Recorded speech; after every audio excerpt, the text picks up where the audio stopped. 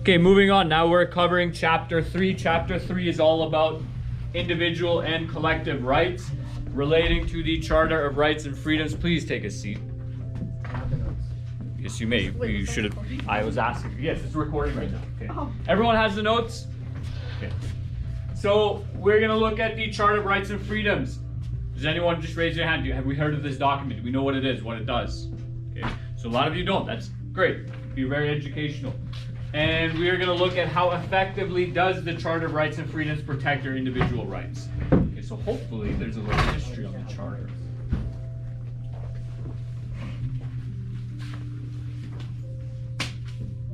Okay.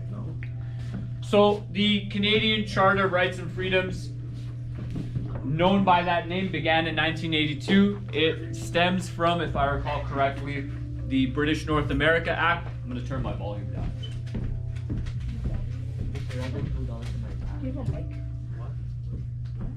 It stems from the British North America Act, and it essentially defines which rights and freedoms Canadian citizens do and do not have.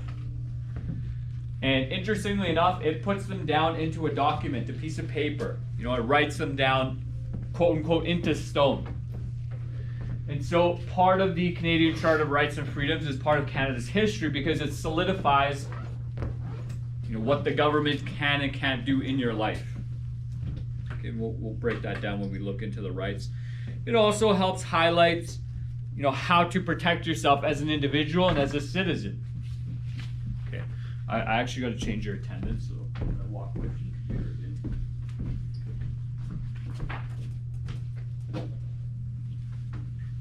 Is on that slide. Okay, so there are rights given to individuals. There are also rights given to groups. And we'll look at those rights shortly. Are we good with this slide?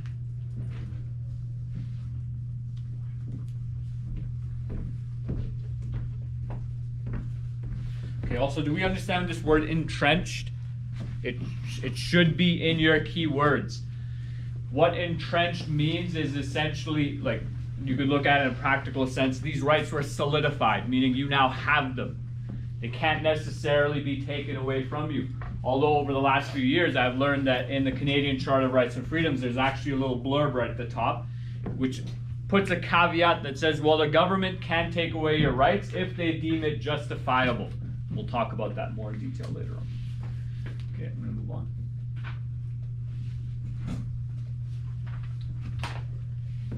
So once a country, a nation, a group of people solidifies and agrees on certain rights and freedoms that all members of that group have, it means that anytime a cabinet minister, someone proposes a law, they have to consider how that law affects those rights and those freedoms.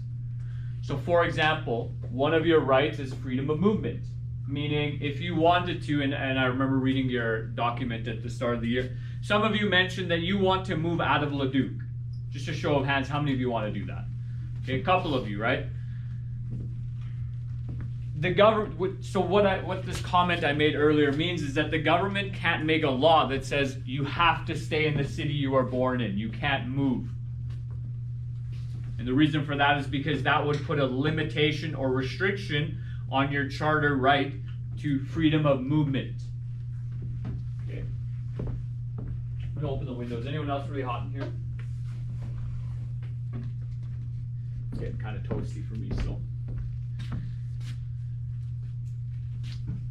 Additionally, the Charter of Rights and Freedoms helps to recognize individual rights as well.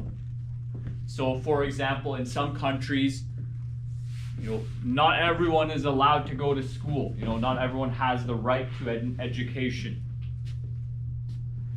And in many countries, that might mean that women are not allowed to go to school. They're banned from that.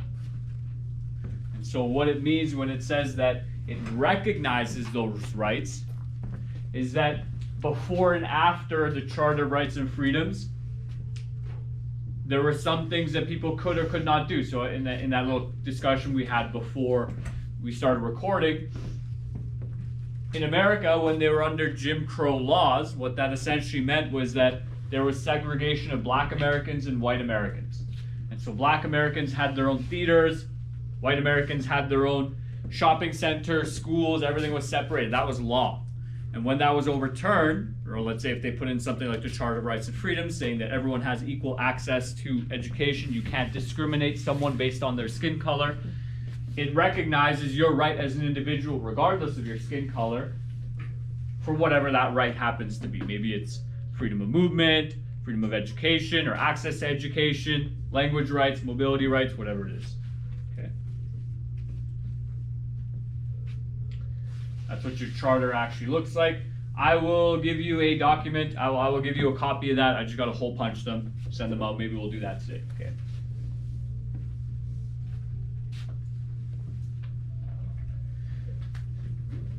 So, connecting back to what we learned in previous chapters, we recall there's 3 branches of government at the federal level. One of them is the judicial branch.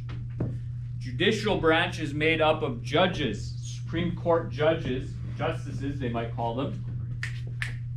Okay, pay attention. Justices they might call them.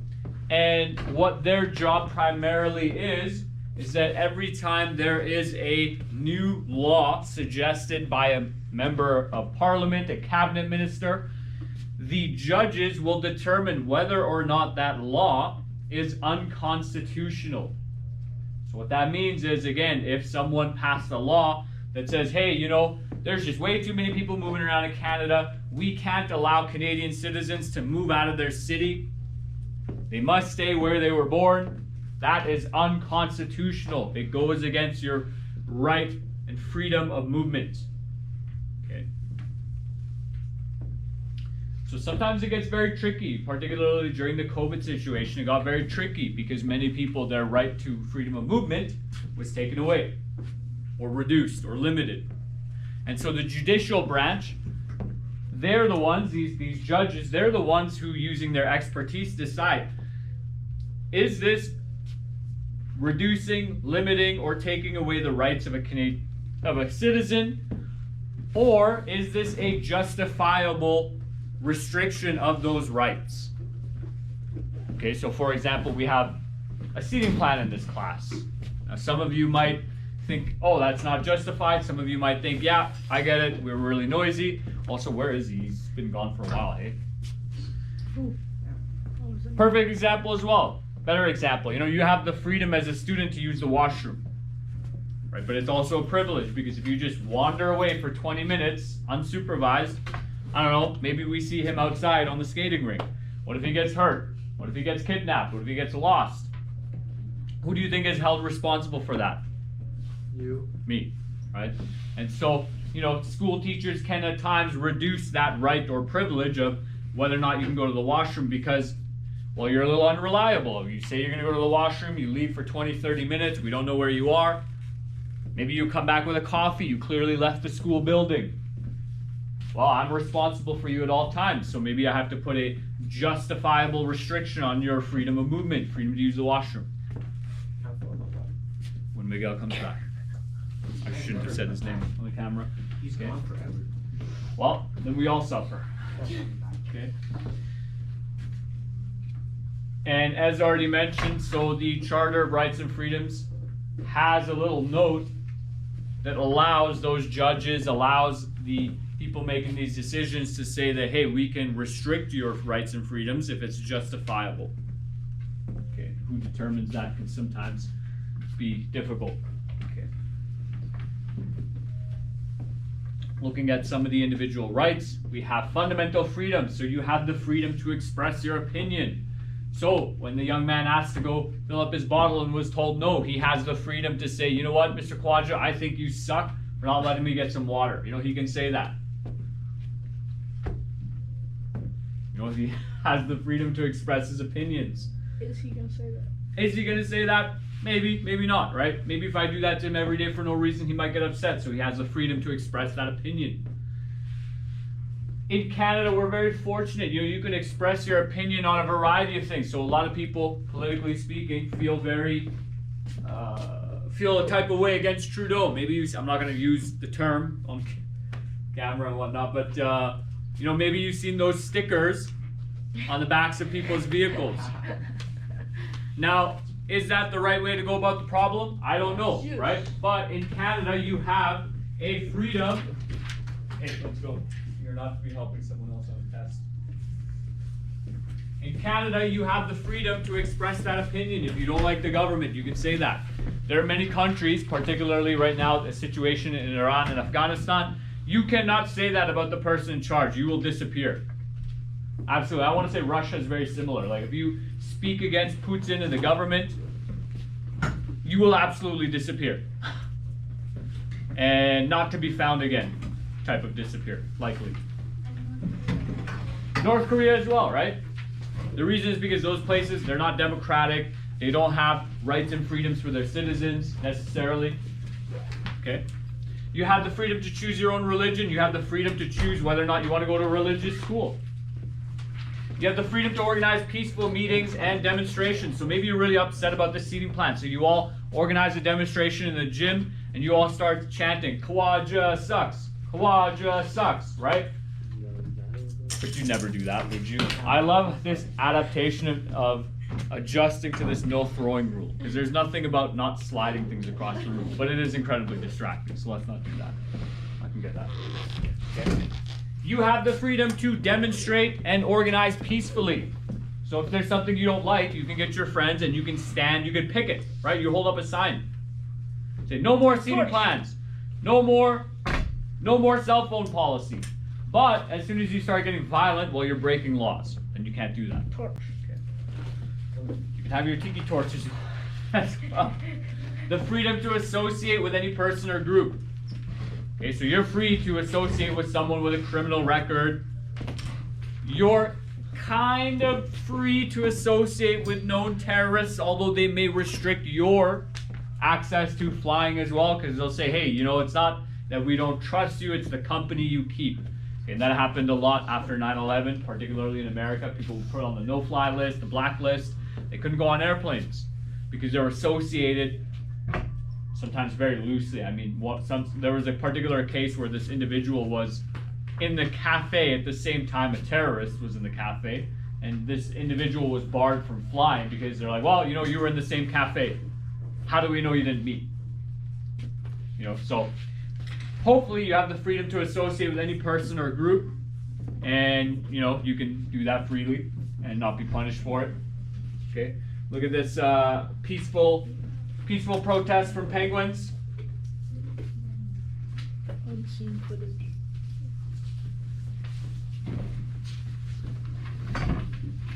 Additionally, you have democratic rights.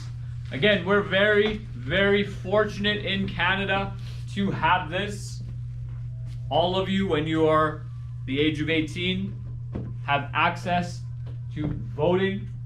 You can speak your mind on who you think should run the city, province, country. Better yet, you can say, you know what, all these chumps are terrible, I'll do it better myself, and you have the right to run for government as well, assuming you haven't committed criminal offenses.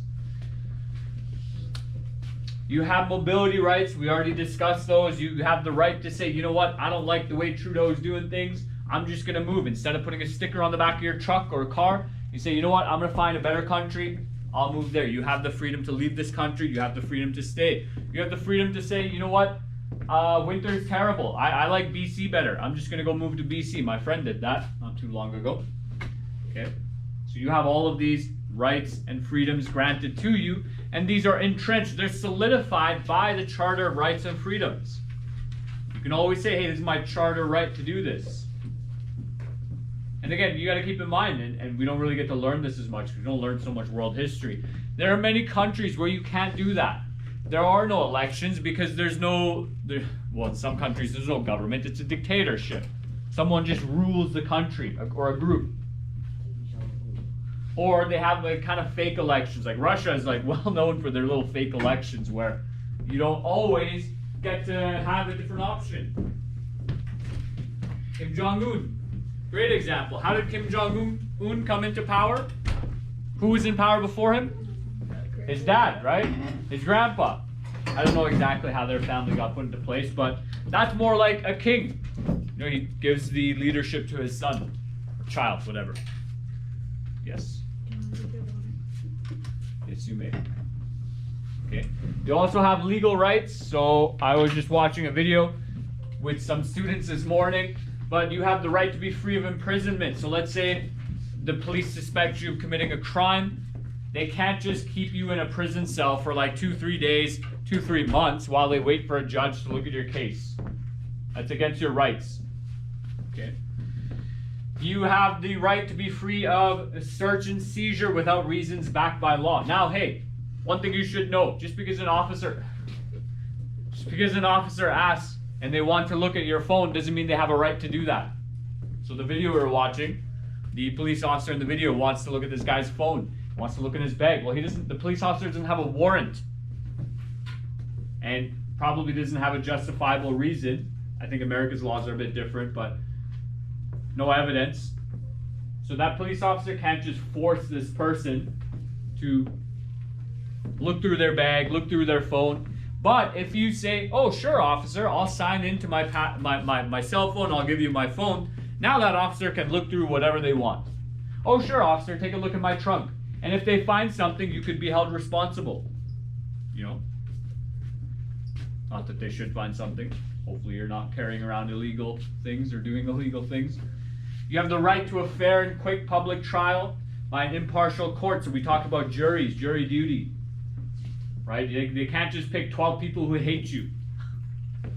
Or 12 people who like you. And you have the right to be assumed innocent until you're proven guilty. I think that's the last slide. Oh. You also have your equality rights. The right to be free of discrimination because of race. So somebody can't just be like, hey, you know what, you're from Eastern Europe. Well, I don't like Eastern Europe, so I'm from Western Europe. Screw you. I'm not going to sell to you. They can't do that. You cannot be discriminated due to national, ethnic origins, skin color as well. Religion, they can't say, hey, you know what, you're some funky, weird new religion. I don't like that. I don't want to serve you. I don't want you in my building. You cannot discriminate for age, gender, mental, physical disability. Okay. And that last one's a bit tough, right? Because maybe you have a job that requires someone to be physically able, right? And say, hey, one of the requirements for this job is you have to be able to lift 50 pounds regularly throughout the day. Well, if you can't do that, are you know, is it fair for that employer to say, well, we're not going to hire you? You know, I don't know. Maybe it gets very tricky. Maybe they'll let you go because you're not capable of doing the job. Right? But let's say the school can't say, no, Mr. Kawaja, you actually can't work at Christ the King anymore because you got into an accident and you lost your ability to walk. We don't want a disabled teacher. They can't do that. Right? What about like a priest? What do you mean? What do you mean? Like about gender. Can there not be? Ah, okay. Well, a priest, for being a priest, I mean, that's a private organization. It's a religion. Well, and exists well before Charter of Rights and Freedoms, any of these legal documents, right? So that's a tricky one, right? But there are some religious groups where the pastor is a woman, which historically would not have been the case. You know, the part of the theology previously is that women wouldn't do that. And so people are free to say, you know what, I don't like this church. They're doing things that aren't orthodox, that aren't traditional. I'm going to go find a different church. But that church is also free to do whatever they want in that regard. Does that make sense? I thought, yeah, when he comes back, okay. Yes? What do you mean about like mental or physical? There's a lot of jobs that need certain like attributes of people. Like if you can't fly a plane if you're colorblind, or you can't like. And so that's what I'm saying, right? This last part gets really tricky when you have certain jobs. You can just open the door for it. When you have a certain job that has very strict requirements, so fighter pilots in the military, you have to be very able to fly and operate a vehicle, a plane. And so this line is quite tricky, but to an extent what it means is for the regular everyday person job, if on my motorcycle, let's, knock on wood, hopefully this doesn't happen, I get into an accident and I lose my ability to walk, but I can still teach, just in a wheelchair, the school can't fire me because I'm in a wheelchair. But if I'm in a job where I have to be able to lift things, move things around, and there's no other, let's say you're a logger, right? You cut trees and a tree hits you and you break your back. They would have to compensate you to an extent, but obviously, you can't cut trees with a broken back without the ability to walk. I mean, you can't take a wheelchair out into a forest. So it's very challenging. Like, how do you solve that problem? Right? And I don't know all the details because I'm not a lawyer, I'm a teacher.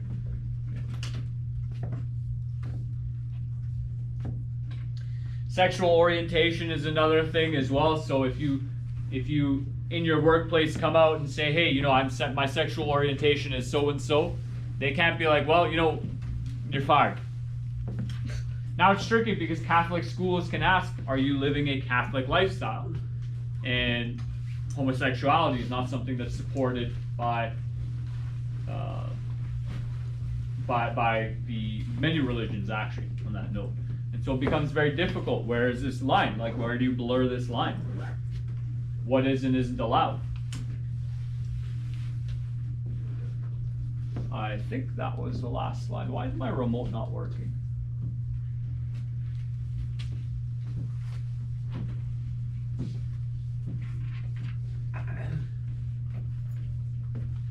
So there are various organizations designed to protect you, your rights and freedoms. If you feel like you are being discriminated against because, let's say, you came out in the workplace and then 2 weeks later you got fired, very suspicious, you can go to some of these organizations. You have the Human Rights Commission, the Alberta Human Rights Commission. You can say, hey, listen, this is what happened to me. I feel like my charter right is being violated. And they'll help you.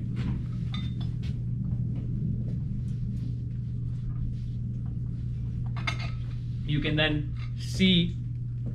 then have a court rule either in favor or against you on whether or not you're being discriminated. And that's a real privilege that we have in Canada, that if you have a problem, if for whatever reason at your workplace or any business you feel like you're being discriminated against or one of your charter rights is being violated against, you can actually take these people to court. You can raise this issue in our court system, and you might actually see something happen in your favor, which in many countries is not the case. So, for example, like I mentioned Afghanistan before, in Afghanistan, well, the Taliban are in control there. The Taliban is not a democratic group. They're also not a democrat. Sorry, I already said that. They're not a democratic group. They're also very fundamentalist when it comes to religion. So they do things that are very strict. And what they do is not incredibly inclusive to everyone. And so if you're someone in Afghanistan who has an issue with the way the Taliban are doing things, they have their own court system. It's a Sharia court. And they'll look at these old ancient laws and they'll simply make a decision. I showed a documentary in my grade 12s that this woman mentioned that her husband was beating her and he left her for several years, and then that should qualify them as divorced. Well, this Taliban court simply said, nope, you were married the whole time. So you marrying a second man is actually you cheating on your husband, and the penalty for that is being stoned to death. And this woman was, she was covered. You couldn't see her because she's not going to reveal her identity. This woman was fearing for her life. There was a court system, but it's a very biased court system. So in Canada, hopefully we have what's called an impartial court system. They're not going to lean one way or another, right? You're not going to have 7 men decide whether or not a woman was cheating on her husband, right? Ideally, you have, men and women, young and old, Muslim and non-Muslim, whatever the situation is. Hopefully you have an unbiased thing. And in Canada, you have a right to that. And many of us won't need that right. I mean, most of you won't commit crimes. Most of you won't stand in front of a judge or jury. And so you'll never really see the value of that until you have to use that. And hopefully you don't have to use that system.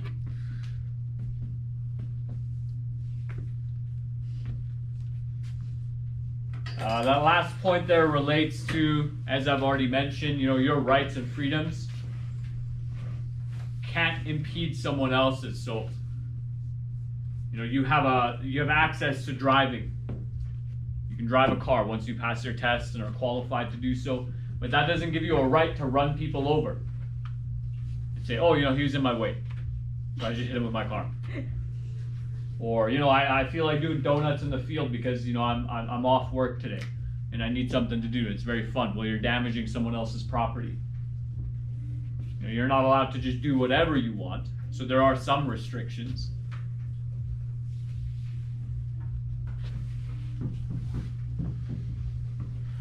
Okay, this is the last slide we'll go over for this video, which is almost 30 minutes long. So according to the Charter, individual rights and fundamental freedoms can be restricted. Oh, this is a repeat. Okay, sorry, I didn't notice this is a repeat, but obviously we have some images here. So look at this cartoon. This guy's half naked, drinking alcohol and riding his motorcycle in his house. Well, so long as he doesn't hurt anyone and that property is his, or well, regardless, he's responsible for the damages to the property. Should he be allowed to do that? Some of you saying yes, some of you saying no. Why do you think yes? Because it's his house. It's his house. It's his property. He's not harming anyone. You said no, how come? Oh, come on. There's no right or wrong answer.